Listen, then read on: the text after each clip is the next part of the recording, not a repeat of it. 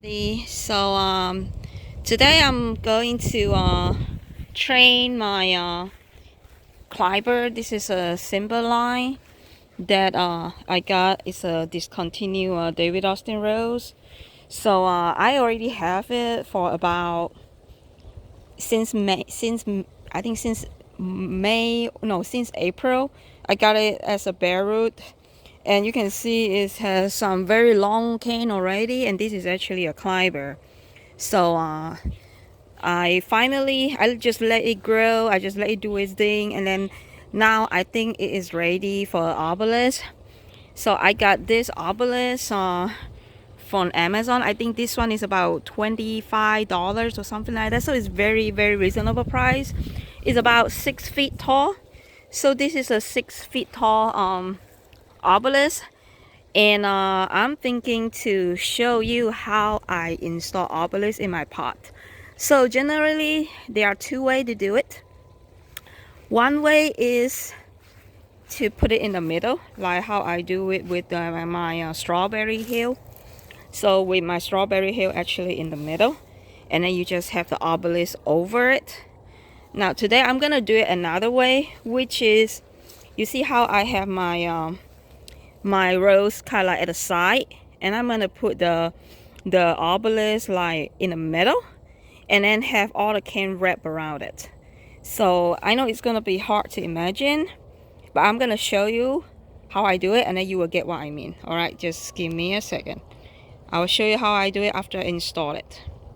There you go. So first step, I basically just poke the Obelisk into the pot.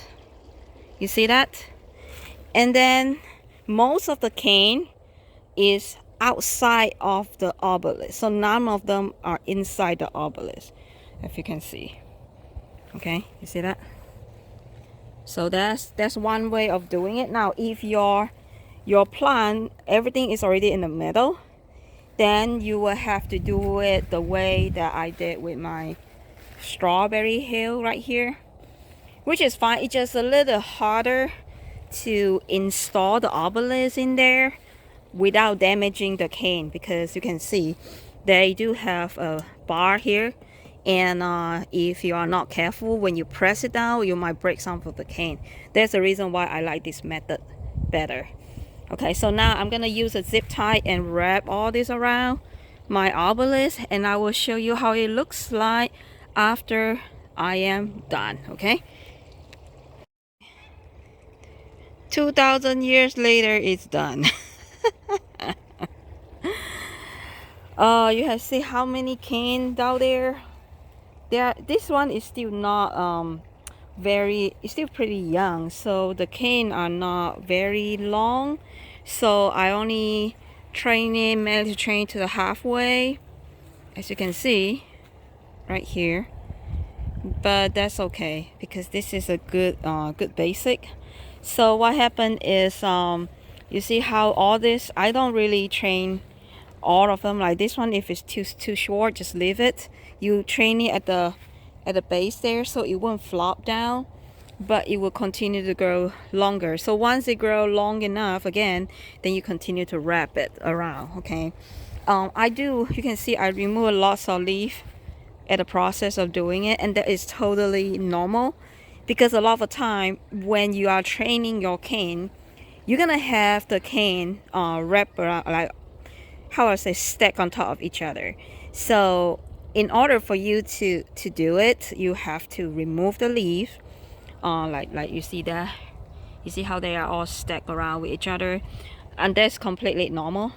So what happened is, after you do it, they will grow out a new leaf again, and this time the leaf will grow to the correct direction. So if their sun is outside, like this direction, this is the sun direction, is coming out from there, then what happened is the leaf and the flower, they all will facing the sun.